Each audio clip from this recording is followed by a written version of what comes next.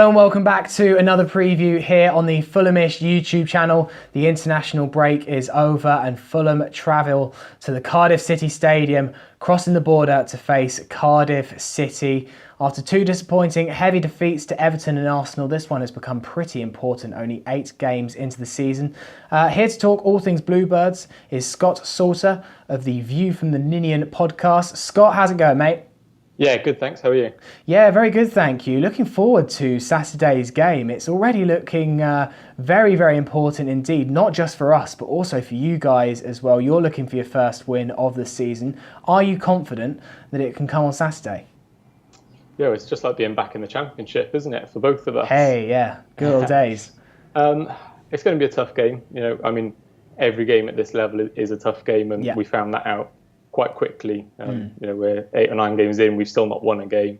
But I think all of us will be looking, no disrespect to Fulham, but as one that we can get a win from. Although it will be tough. So you've struggled for goals this season, but you didn't invest anywhere near as much as ourselves and Wolves did. Do you very much feel like the underdogs in this division? That's what Neil Warnock's rhetoric has been pretty much since day one. Yeah, he's been playing that card since I think the last game of the season when we got promoted. Listen, we knew it was going to be tough. We, as a fan base, I think have been quite realistic about. I think we learnt our lessons from the last time we got promoted. We ended up spending a lot of money on unproven players. Vince Tan likes to remind us about how costly a buy Andreas Cornelius was. So it's quite nice to see the club being more sensible and investing more in the infrastructure rather than going, all out to try and sign these superstars. But I think we probably needed to do more than what we did do. Yeah. Like I said, our budget is nowhere near either Fulham or Wolves. I think we're a quarter the size of Huddersfield's budget and they're the second lowest in the division. So we've got to be realistic about what we can afford. But I think not to sign a striker is... Well, we all knew we needed one, and it's already showing that it's proven quite costly. Yeah, indeed. Your midfield, though, for me, looks quite nice. Mendes-Lang, Camarasa, Harry Arter, Josh Murphy. That's not a bad midfield. And surely that midfield battle is going to be quite crucial on Saturday. Yeah, it will. We were quite light in centre mid, and we managed to squeeze through Harry Arter and Victor Camarasa on deadline day, I think it was, both loans. Yeah. We're obviously going to be without Joe Rawls, who's one of our most important players. Well, shocking that he's suspended for this one, isn't it? Just disgrace. Yeah, I'm not sure we had much hope with that appeal, did we? No. Despite Warnock thinking you did. Yeah, it'll be interesting to see what happens there in terms of how he plays that. At the start of the season, when we were a little bit light, he played Sol Bamba as a defensive midfielder. Oh, right. Didn't work. It didn't work. It was an awful experiment. But Aaron Gunnarsson's close to being fully fit, so I expect him to come back in. But obviously, he's not played any games since the World Cup. So against the likes of Tom Kearney and Seri, it'll be a tough battle for him. Who's been playing up front? You mentioned the lack of a top quality striker. I like Bobby Reid. He seems to always score against Fulham as well. Whenever he was at Bristol City, I think he scored in both games against us last season, although Patterson's been playing up front for you quite a bit. So who is the best striker? And where's Kenneth Sahor? I've always quite liked him. Your guess is as good as anyone's. The fact that we've resorted to playing Callum Patterson, who we signed from Hearts last summer, as a right back. He's been our striker in the last game, and I expect him to be a striker again on Saturday. Kind of says it all. Bobby Reid is clearly a very talented player, and I actually wrote an article about him this week that I got a hell of a lot of stick for. Basically saying that it's already proved a costly mistake. Okay. In signing him, not that Bobby Reid is a bad player and he's worked hard and he's clearly talented, but it's a case of square peg in a round hole. Warnock does not like to play a system that suits a small, nimble striker. It's the striker like Kenneth Sahor or a Andy Carroll, Sam Vokes that would really thrive in our system. And we spent 10 million on Bobby Reid, which was a third of our budget. And now we're paying the price, and he's barely played the last 3 games. He played something like 4 minutes in the last 3 games. And back to Kenneth Sahor, he's one of the most frustrating players that we've got. In that he gets a lot of stick from the Cardiff fans, but he doesn't work hard enough for a start. Which is, we're a working class club that really value above anything work rates and pressing from the front and working hard, and he just doesn't do that.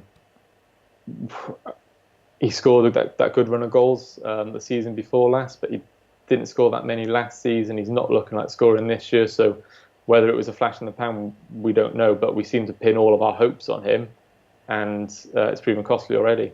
And Zahor, any ideas?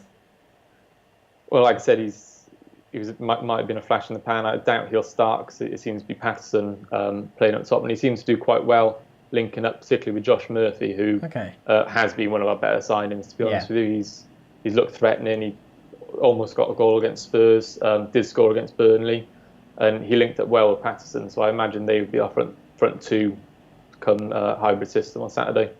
I want to talk, Scott, about this kind of weird rivalry that's developed in the last 6 months between Fulham and Cardiff. Now, it's natural that teams competing directly against each other for a promotion, relegation, whatever, are gonna compete and want to get one over each other, and especially fans on social media and all of that. But the Cardiff-Fulham one really took a bit of a nasty turn, especially towards the end of the season. There's obviously a real conflict of styles in terms of the way we play football. At the end of the day, though, Cardiff got promotion over us, and we have to give credits to you. What's your taking of this Fulham-Cardiff pop shots that have been taking place? It's a strange one, isn't it? I think, first of all, Cardiff as a club, and particularly with Neil Warnock, aren't the most likeable of clubs. So naturally, we get a lot of stick from a lot of fans for our style of play and over physicality and stuff like that. I think you hit the nail on the head in that the rivalry and the disdain for each other has come from the clash of styles, really. You really couldn't get polar opposite styles in Warnock's long ball, physical, the long throw all the time. And Fulham, they do play good football. I think the Cardiff fans, although we're used to people sort of taking pop shots and a dislike to us, particularly on social media, there seem to be quite a few fans Fulham fans, who felt that they deserved promotion over Cardiff because of the style of play. Yeah. I think that's probably a minority, of course, but I think that's where Cardiff fans got their back up a bit and have obviously not retaliated, but gone back and, the table doesn't lie. And it's a strange one. Fulham haven't really got many rivalries, have they? Everyone kind of likes Fulham, and suddenly we've created this online rivalry. Yeah, there are enough clubs that don't like us. In fairness, most of them reside in West London, apart from Chelsea, who couldn't really care less, if I'm being truthfully honest. Scott, it's my first time to Cardiff City on Saturday. I've been to Cardiff plenty of times, but I've never been to a match there. What would you advise for away fans travelling to the Welsh capital on Saturday? Well, it might be a bit late now, but I definitely advise to try and make a weekend of it if you can. Yeah.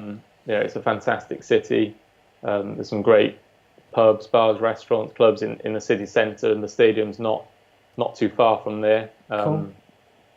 I'd probably leave plenty of time to get to the stadium because there's only, especially if you're in the centre of town, there's only 2 sort of trains go in there, and it can get quite busy. Cool. But no, it's a great stadium, and I've heard a lot of away fans, particularly in the Championship, comment and praise in the Cardiff, not only the atmosphere from our home fans, but also the stewards in the away end. All right. So yeah, I think it'll be quite an enjoyable experience for you. Hopefully no 3 points for you either. Well, what is your prediction for the game? How do you see it going? Where do you think the game might be won and lost? I think it'll be won and lost in midfield. We've already talked about the sort of battles of style in there. We've added a tiny bit of flair with Camarasa, but particularly Harry Arter, and if Gunnarsson comes in, they're very combative. They'll put tackles in. Yeah. Arter in particular has impressed the way that he's flown into tackles and it's been ferocious.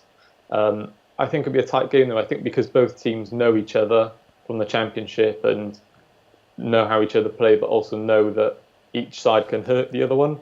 I think it'll be quite a tight game. I'm going for a 1-1. a 1-1. Well, Scott, thank you for chatting to Fulhamish today. I'm looking forward to the game on Saturday, and from my point of view, hoping that Fulham can come away with the 3 points. Then I imagine likewise you're hoping to get your first 3 points of the season. So Scott, thank you for chatting to Fulhamish. Perfect. Thank you very much.